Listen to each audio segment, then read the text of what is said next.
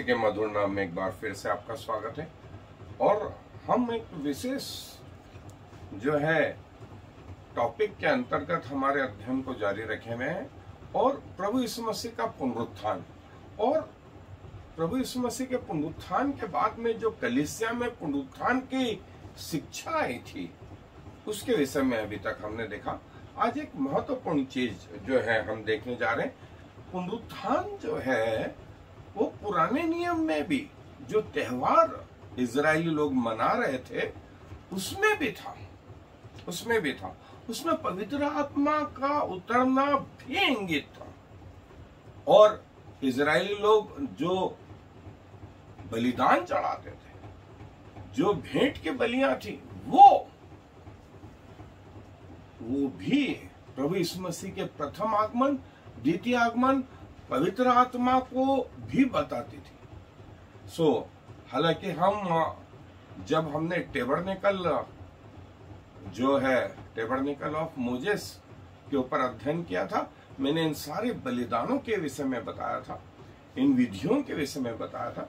और आज शॉर्ट में मेरी कोशिश रहेगी कि आप तक वो सारी बातें पहुंच जाएं।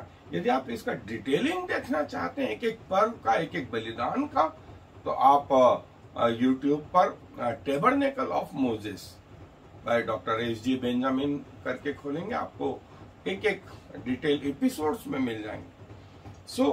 आज जिसका वर्णन जो है, जो त्योहार है जो इजरायली लोग मनाते थे, उसमें प्रभु यीशु मसीह का प्रथम आगमन, पवित्र आत्मा का उतरना और प्रभु यीशु मसीह का द्वितीय आगमन।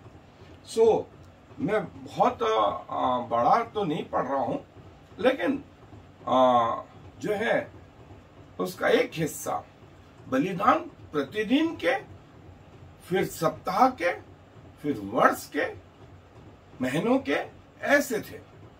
और जिनका वर्णन जो है गिनती की पुस्तक 28वां और 29वां अध्याय, और फिर लेवी व्यवस्था के पहले 7 अध्याय, ये वो होम बलि की विधि, अन्न बलि की विधि, वो विधियां भी जो है आज हम शॉर्ट में मेरी कोशिश रहेगी कि आप तक पहुंचाऊं। और मैं एक हिस्सा जो आज पढ़ रहा हूं वो है गिनती की पुस्तक 28वां अध्याय, गिनती की पुस्तक 28वां अध्याय पद 1 से जो है मैं आगे तक कुछ हिस्सा पढ़ रहा हूं। यदि आपके पास बाइबल है तो खोल लें। गिनती की पुस्तक का 28 और 29 अध्याय इसको समर्पित है और हमारे लिए इतना बड़ा संभव नहीं है, लेकिन मैं आपको क्रमवार बता रहा हूं। एक आयत से मैं पढ़ रहा हूं। फिर यहोवा ने मूसा से कहा, इजरायलियों को यह आज्ञा सुना कि मेरा चढ़ावा अर्थात मुझे सुखदायी सुगंध देने वाला मेरा हव्य रूपी भोजन तुम लोग मेरे लिए उनके नियम समयों पर चढ़ाने के लिए स्मरण रखना। और तो उनसे कहे कि जो जो तुम्हें यहोवा के लिए चढ़ाना होगा वे ये हैं, अर्थात नित्य मतलब प्रतिदिन होम बलि के लिए एक एक वर्ष के 2 निर्दोष भेड़ी के बच्चे प्रतिदिन चढ़ाया करना, एक बच्चे को भोर को और दूसरे को गोधूली के समय चढ़ाना। और भेड़ के बच्चे के पीछे 1/4 हीन कूट के निकाले हुए तेल से सने हुए एपा के 10वें अंश मैदे का अन्न बलि चढ़ाना। यह नित्य होम बलि है जो सीने पर्वत पर यहोवा का सुखदायी सुगंध वाला हव्य होने के लिए ठहराया गया। और उसका अर्ध प्रति एक भेड़ के बच्चे के संग 1/4 हीन हो।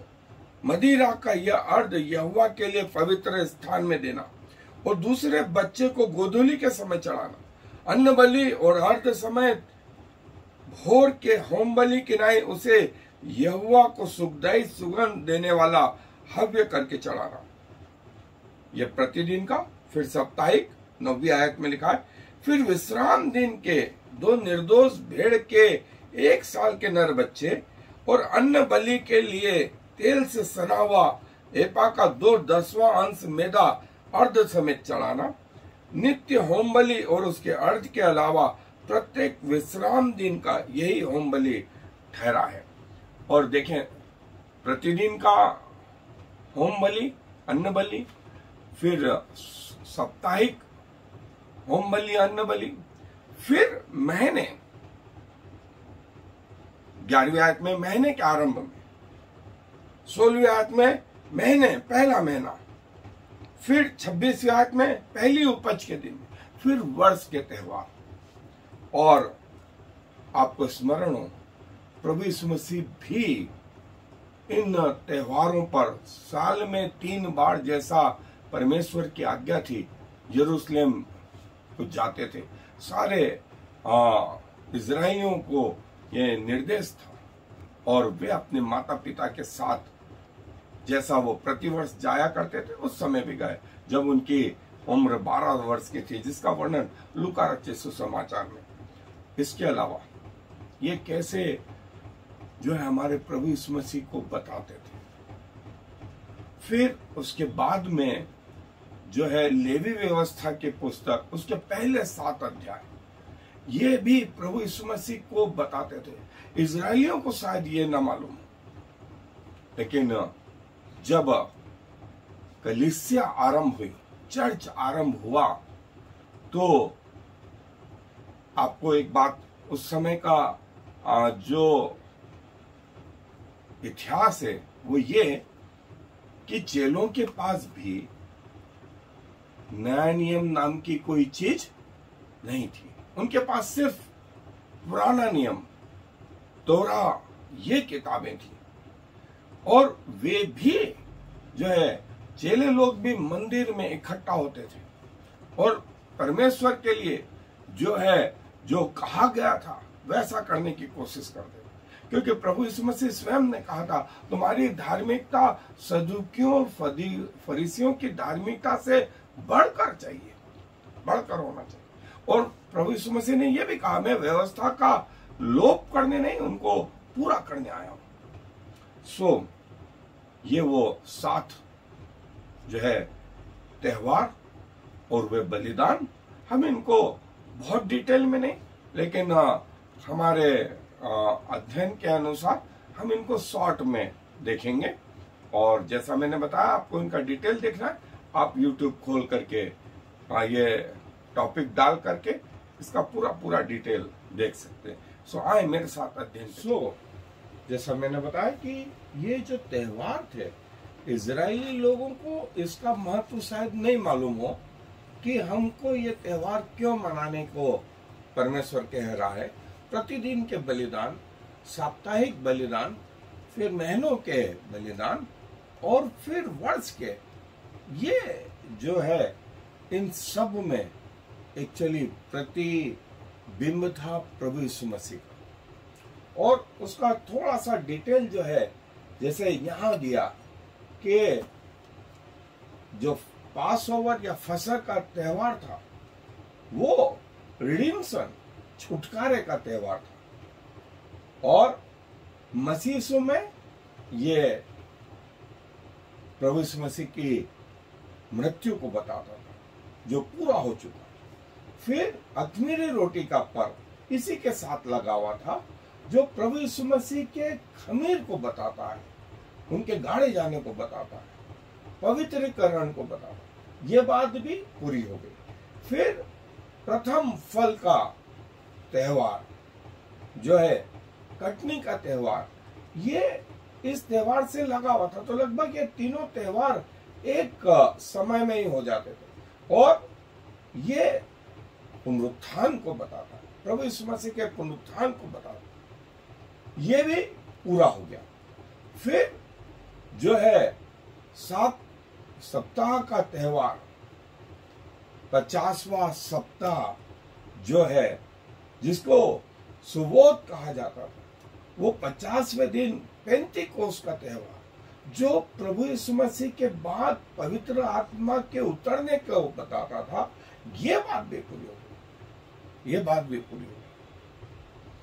इसके बाद ये तो 4 त्योहार, पहले 4 त्योहार जो पूरे हो गए, प्रभु यीशु मसीह के प्रथम आगमन के बारे में बता दो। आखिरी के 3 त्योहार, तुरहियों का त्योहार जो है, वो प्रभु यीशु मसीह के रिटर्न को, उनके वापस आने को बताता है, जो भविष्य में पूरा होगा। और हम यहाँ खड़े, हम इस मुहाने पर खड़े। फिर जो है प्रतिज्ञा का त्योहार, और प्रभु जो है इजरायलियों को भी उद्धार देंगे जो आने वाले समय में।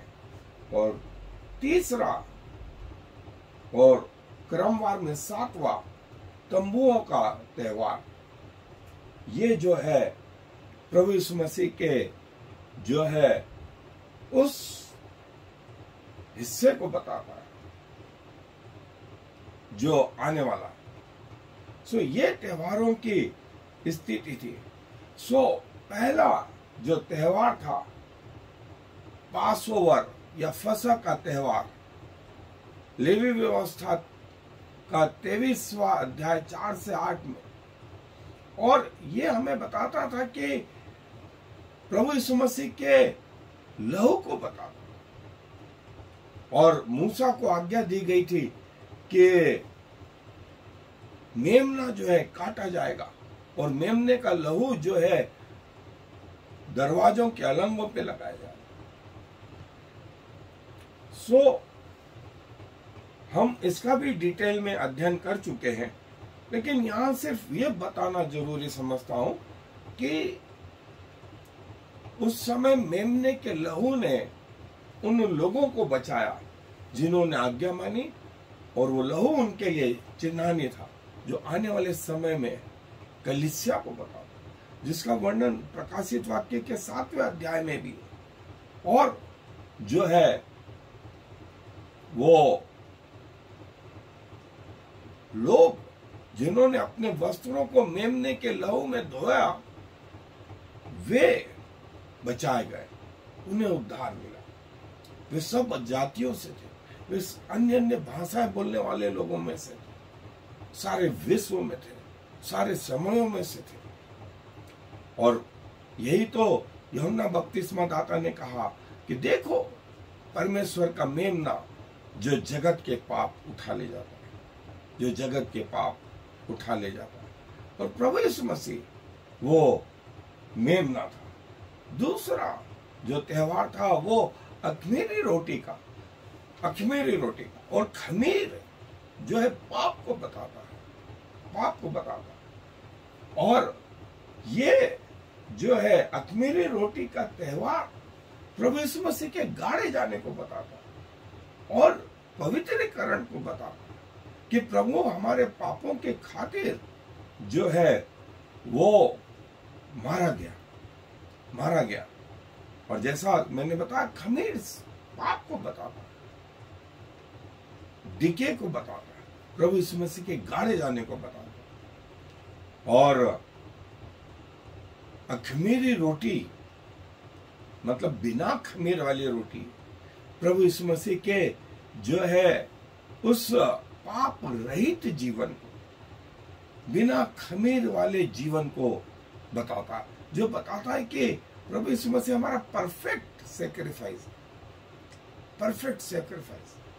प्रभु ने कहा मैं जीवन की रोटी। और तुम्हारे बाप दादों ने जो है मन्ना खाया और मर गए, लेकिन जो मुझे खाएगा वो कभी न मरेगा। फिर जो है पेंटिकोस का त्योहार 50वें दिन जो है ये त्योहार मनाया जाता, और 50वें दिन जो है पेंटिकोस का त्योहार, और ये पवित्र आत्मा को बताता था, पवित्र आत्मा के उतरने को बताता था। फिर 5वां त्योहार ट्रम्पेट। ये 4 त्योहार तो प्रभु यीशु मसीह के प्रथम आगमन को बताते थे जो पूरे हो गए। 5वां त्योहार जो है तुरहियों का त्योहार, नए वर्ष को बताता था। नए वर्ष को बताता हूं, प्रभु यीशु मसीह के आगमन को बताता हूं। जैसा प्रकाशित वाक्य में लिखा गया है कि तुरहियां फूकी जाएंगी और हर एक आंख उसे देखेंगे। देखो वो बादलों पर आने वाला, हर एक आंख उसे देखेंगे, हर एक आंख उसे देखेंगे। फिर जो है, जो कुछ आदम के पापों के कारण इस पृथ्वी से मनुष्यों की संगति परमेश्वर से टूट गई थी, प्रभु यीशु मसीह में वो फिर से स्टेब्लिश हुई और हमारा महायाजक होकर के प्रभु उस महापवित्र स्थान में प्रवेश करता है। मेढ़ों का और दूसरे पशुओं का लहू लेकर के नहीं, परंतु खुद का लहू लेकर के हमारे पापों के लिए विनती करता है। और ये वो बताता है कि प्रभु ने हमारे पापों के लिए जो है अपना बलिदान दिया है, अपना बलिदान दिया है। और हमारे पापों को जो है क्रूस पर, हमारे पापों के लिए जो सजा थी वो पूरी उसकी कीमत अदा कर दी। और सातवां त्योहार जो है वो तंबुओं का त्योहार, कि लोगों को ये मालूम पड़े कि हमारे पूर्वज इब्राहिम, इसाक, याकूब तंबुओं में रहते थे, तंबुओं में रहते। हमें अपनी ओरिजिनल पोजीशन मालूम पड़े और ये कि परमेश्वर हमारे साथ है, परमेश्वर हमारे साथ है। चाहे हमारा ये पृथ्वी का घर जो है टेम्पररी हो, लेकिन इसके बाद जो है वो हमारा परमानेंट घर जो है वो स्वर्ग में। और जो है ये त्योहार प्रभु यीशु मसीह को जो है पूरा पूरा बताते हैं। इसके बाद में जो भेंट या बलिदान थे, वो बलिदान भी जो है प्रभु यीशु मसीह के बारे में हमको बताते थे। सो बर्न्ट ऑफरिंग, होम बलि, होम बलि जो है वो जिसका वर्णन जो है लेवी व्यवस्था में आया है। और होम बलि जो है प्रभु यीशु मसीह को उनके जो है जैसा लेवी व्यवस्था में कि उस वेदी पर हमेशा आग जलते रहना चाहिए और उसमें जो बछड़ा होगा वो पहले वर्ष का नर होगा। और जो है फिर सारे लोग जो है अपने हाथ उस बछड़े पे रखें, अपने पाप उस पे ट्रांसफर करें और फिर हारून के बच्चे जो है उसे बलिदान करें। सो जैसा ये ऑफरिंग थे, ये भेंट जो थी, वो भेंट प्रभु यीशु मसीह को, ये बलिदान प्रभु यीशु मसीह को। और पहला बलिदान जो है वो होम बलि का बलिदान जो है। और इसमें जो है जो याजक लोग रहते थे उनको सिर्फ चमड़ी का हिस्सा, खाल का हिस्सा मिलता था और बाकी का जो हिस्सा था वो जलाया जाता। और ये सुबह शाम वाली प्रक्रिया थी, ये सुबह शाम वाली प्रक्रिया थी जो प्रतिदिन का बलिदान था। और फिर उसके बाद में जो है ये बलिदान जो है प्रभु यीशु मसीह में इस रीति से पूरा होता है। और फिर जो दूसरा बलिदान था वो अन्न बलि का बलिदान था, अन्न बलि का बलिदान था। और अन्न बलि जो है वो तेल के साथ, फिर उसमें जो है लोबान, और उसमें कोई खमीर नहीं, उसमें नमक, और ये परफेक्ट मैन को बताता, परफेक्ट मैन को बताता। और जो है स्मरण के लिए वो वेदी पर ये बलिदान करता था। और प्रभु यीशु मसीह इस बलिदान में एक परफेक्ट मैन, परफेक्ट व्यक्ति की तरह अपने आप को बलिदान चढ़ाते। तीसरा जो बलिदान था वो पीस ऑफरिंग, मेल बलि। मेल बलि चाहे वो नर या मादा हो, उसमें रक्त, लहू और चर्बी और गुर्दे जो है ये परमेश्वर को चढ़ाया जाए। और जो है ये पीस ऑफरिंग, मेल बलि जो है वो सारे पुराने समय में भी जो है याकूब और लाबान ने जो बलिदान चढ़ाते थे, वो मेल बलि का बलिदान, जिसका वर्णन जो है उत्पत्ति की पुस्तक 31 अध्याय 43 आयत में भी जो है उन्होंने आपस में वाचा बांधी और बलिदान चढ़ा। याकूब अपने मार्ग को चला गया, लाबान अपने मार्ग को चला गया। चौथा बलिदान जो है वो पाप बलि का बलिदान है। और प्रभु यीशु मसीह हमारे पापों के बदले जो है वो क्रूस पे चढ़ाया गया। और पुराने नियम जो है महायाजक से यदि पाप हो जाए, फिर जनता से पाप हो जाए, लीडर लोगों से पाप हो जाए, और इसके अलावा जो है बिना जानबूझ करके जो पाप हो जाए, उन पापों के लिए जो है बलिदान चढ़ाया जाता है। और ये वो चौथा बलिदान था। पांचवा बलिदान जो है वो दोष बलि, ट्रेसपास ऑफरिंग, दोष बलि का बलिदान जो है।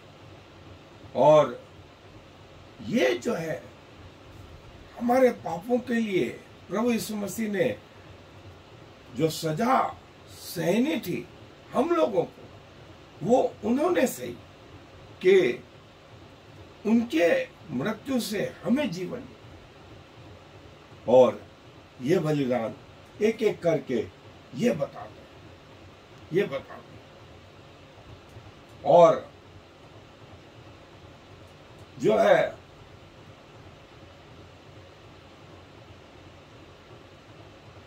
फिर क्रूस पर जो है जैसे प्रभु यीशु मसीह ने ये कहा कि पूरा हुआ, वो सारे बलिदान, वो सारी व्यवस्थाएं, और प्रभु यीशु मसीह ने टेटेलिस्टाई ये शब्द कि जो कुछ कर्जा था वो पूरा हो गया।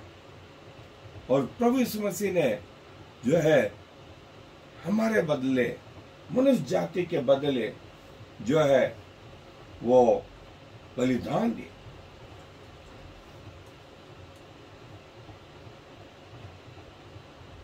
और जैसा हम देख चुके हैं कि प्रभु यीशु मसीह हमारा जो है होम बलि, और प्रभु यीशु मसीह कैसे जो है वो सारे क्वालिफिकेशन जो है जैसे कि वो मेल थे, नर थे, दोष रहित थे और अपने आप को स्वेच्छा से चढ़ाया और सब्स्टिट्यूट के रूप में प्रभु के सामने उन्होंने अपने आप को चढ़ाया और जो है जैसा लेवी व्यवस्था में लिखा है, उत्तरी दिशा में जो है बलिदान को जैसा चढ़ाया जाता था, वैसे ही बलिदान प्रभु यीशु मसीह ने चढ़ाया और उनके रक्त को जो है वैसा ही जैसा पुराने समय में बलिदान के लहू को वेदी पर छिड़का जाता था, प्रभु के लहू को भी छिड़का गया, प्रभु को पूरा पूरा कंज्यूम किया गया, पूरा कंज्यूम किया और प्रभु यीशु मसीह अपने आप को जो है होम बलि के रूप में ऑफर करते हैं। और बाइबल इन जगहों पर हमको बताती है। फिर वो हमारा जो है अन्न बलि और वो कैसे क्वालिफाई हुआ, और अन्न बलि के लिए जो तेल था, जो नमक था, जो शहद था, वो कैसे हमारे प्रभु यीशु मसीह में पूरा होता और कैसे उसकी सुगंध जो है पिता के पास पहुंची, ये हमारा।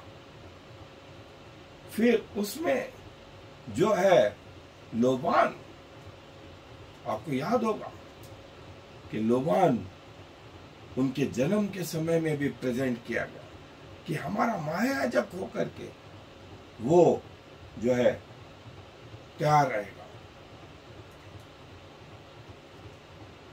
फिर प्रभु बोलते हैं वो हमारा मेल बलि हमारे और परमेश्वर पिता के बीच में जो गैप था, उस गैप को प्रभु यीशु मसीह ने जो है भर दिया